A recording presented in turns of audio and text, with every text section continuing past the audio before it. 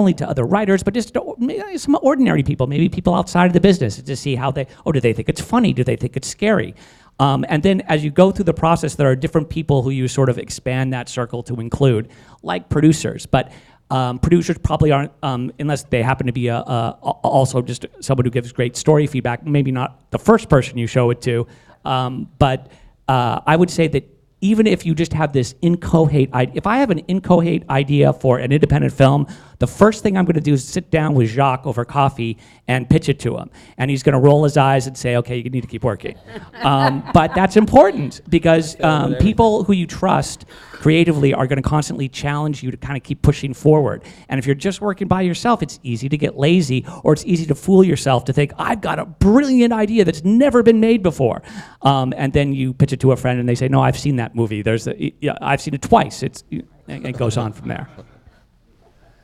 So we've been mostly talking about writer-directors, but not everybody writes. And so I was curious if you guys have any ideas about, on the panel, if you have any ideas about like how you find material, how you develop material if you're not the writer. I don't know if you guys have ever done that or considered it, but. Yeah, I mean, I'm doing a lot more of that now, just like kind of like finding articles and books and things like that to try and option and adapt into things. I mean, there's material everywhere, and then in terms of just finding a writer to work with, I mean that. My first film, like I said, was like kind of. I reached out to a dear friend of mine that was primarily a novelist and a poet, and had written some plays in college. But we all do that.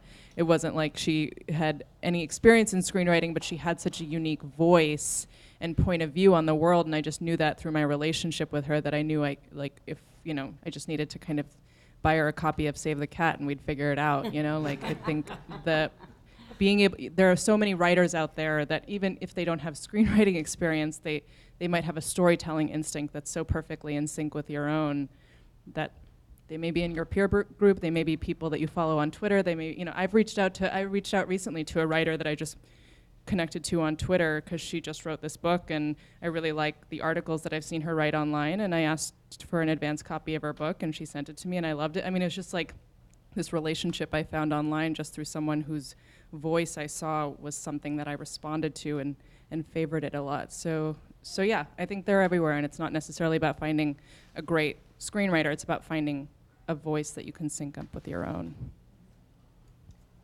I totally agree with everything you just said. And then also, I think just joining groups. Like, again, like I said, I'm a part of the Upper Citizen Brigade. There's a wealth of talent over there.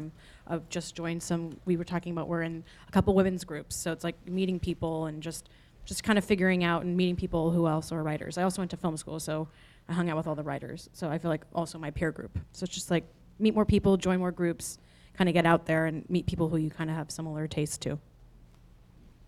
Yeah, and I just want to say quickly that when I was talking about writing for your resources, if you don't have a lot of resources, you build them through community. I would just build on what she said, like reach out. There's a lot of great writers around, and even if you don't want someone to write something for you, or you may want them, just as Sean was talking about, like a great sounding board, so that so that you're bringing more. You're opening up your script to a bunch of different perspectives and eyes and things, and so you know that you're creating the best possible script, working from the best possible concept, before you go on this long journey of making your film. Pardon me, I'm not a writer, and I have great respect for writers. I don't know how you guys do the process to sit there in front of your computer and stare and come up with the concepts, the ideas, the dialogue. It's an amazing process to me.